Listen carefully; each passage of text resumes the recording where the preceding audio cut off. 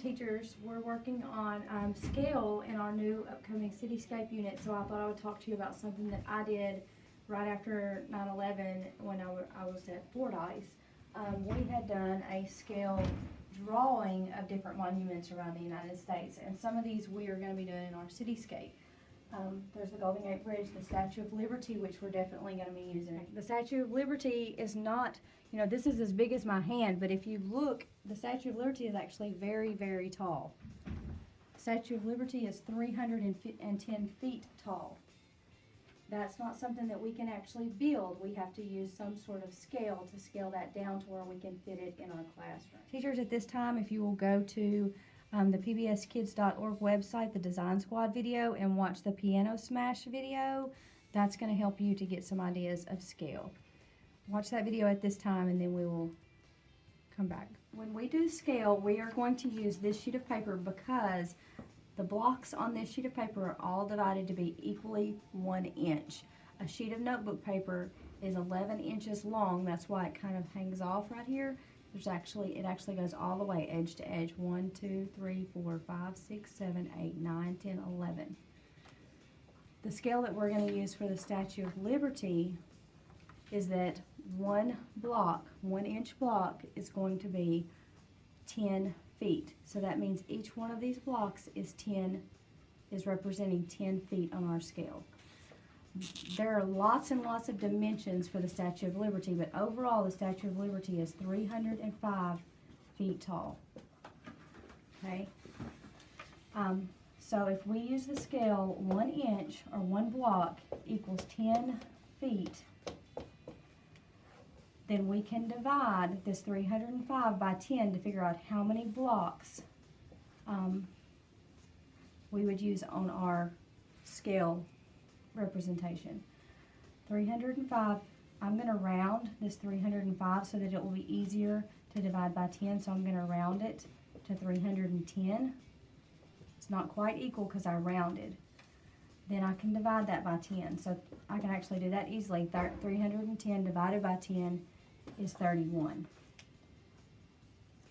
Okay, so that means that 310 feet on our scale would be represented by 31 blocks.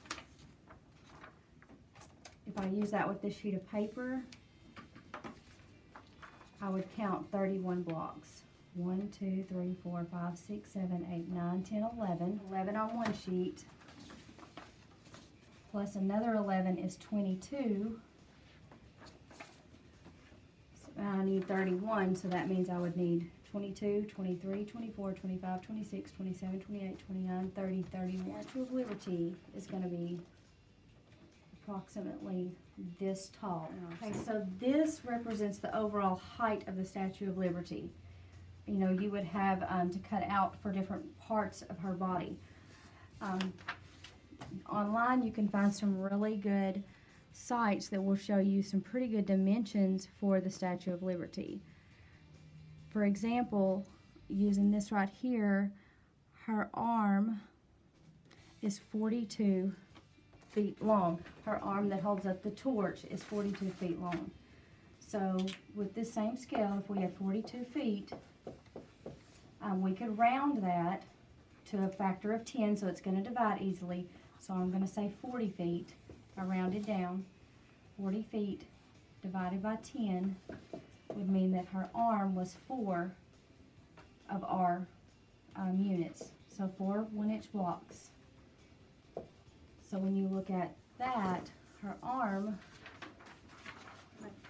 so even though the arm on the Statue of Liberty is 40 foot tall, so that would be taller than maybe 8 people.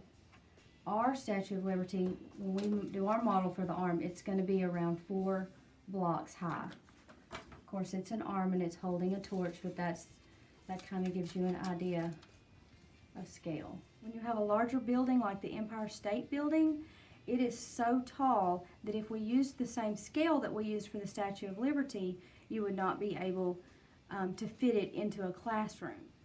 The scale that we're going to use for the Empire State Building is 1 block equals 25 feet. The reason for that is the Empire State Building is so tall. The Empire State Building is 1,450 feet tall.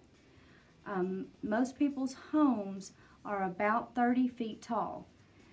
If we use the scale of 1 block equals 25 feet, then that means that if we modeled your house, then your house would be 1 block to maybe a little over 1 block tall. We've got to use a smaller scale so that we can get an accurate representation of your home, and smaller objects like the Statue of Liberty or smaller objects like the Hollywood sign.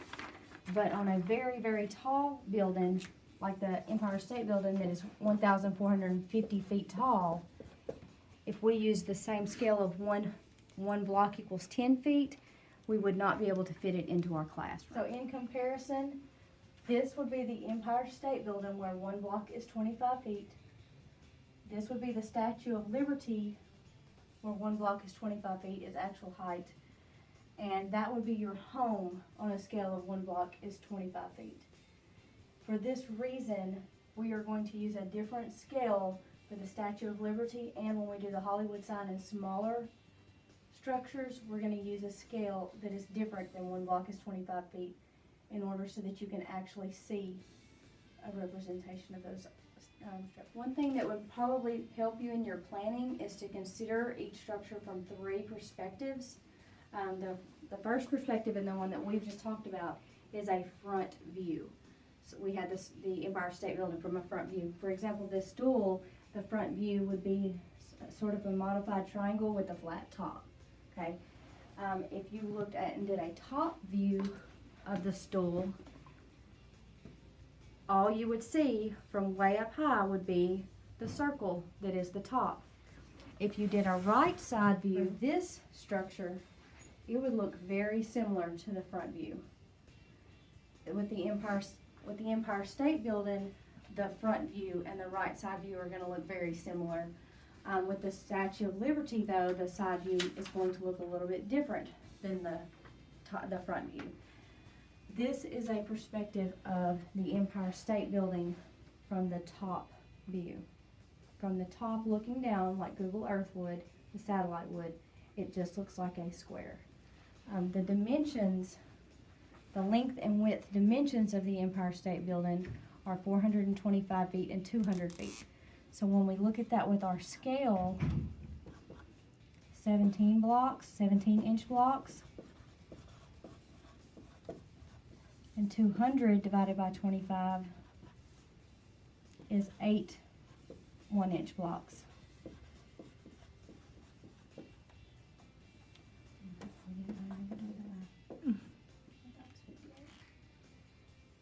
Okay, so when you look to do these scale drawings, you're going to want to consider several different dimensions. You're going to want to consider the length and the width of the base. You're going to want to consider the height, and if there's any identifying structures in the middle, like for example with the Statue of Liberty, we talked about her arm, you're going to want to consider those dimensions as well.